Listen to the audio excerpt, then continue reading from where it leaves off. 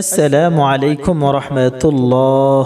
পবিত্র রমজান মাস, বরকতের মাস চলতেছে। রমজানের প্রথম দশক শেষ হয়ে গিয়েছে, দ্বিতীয় দশক শুরু হয়ে গিয়েছে।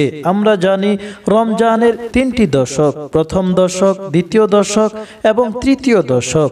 প্রথম দশক রহমতের, দ্বিতীয় দশক মাগফিরাতের এবং তৃতীয় দশক নাজাতের অর্থাৎ জাহান্নাম থেকে মুক্তির। প্রথম দশকে একটি দোয়া আছে যা পূর্বে আলোচনা করেছি। এখন দ্বিতীয় দশক শুরু হয়েছে, দ্বিতীয় দশকের দোয়া আজ আলোচনা করব।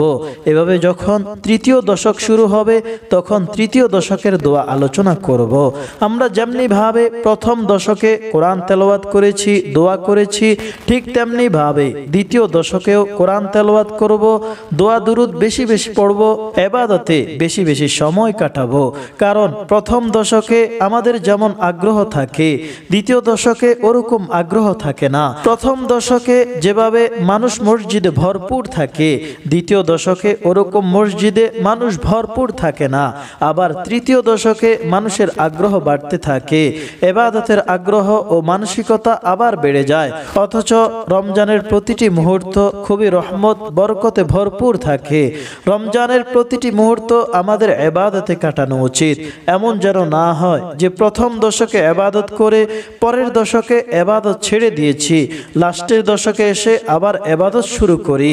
আমাদের উচিত পুরা রমজানে ইবাদতে কাটানো, আল্লাহর নিকট বেশি বেশি দোয়া করা উচিত। আজ দ্বিতীয় দশকের দোয়া আলোচনা করব।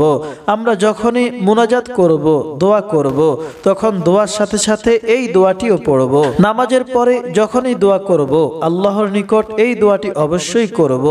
ইফতারের পূর্ব মুহূর্তে যখন দোয়া করব তখন এই দোয়াটি করব।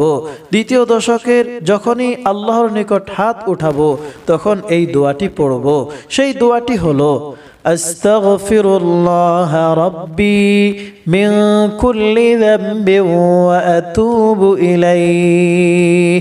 এর অর্থ হলো, আমি আল্লাহর নিকট সমস্ত গুনাহ থেকে ক্ষমা প্রার্থনা করছি, যিনি আমার প্রতিপালক, এবং তারই নিকট তওবা করি। যেহেতু এটি মাগফিরাতের দশক, এজন্য এই দশকে আল্লাহর নিকট বেশি বেশি গুনাহ থেকে ক্ষমা প্রার্থনা করব। আল্লাহর নিকট নিজের জন্য মাগফিরাত প্রার্থনা করব।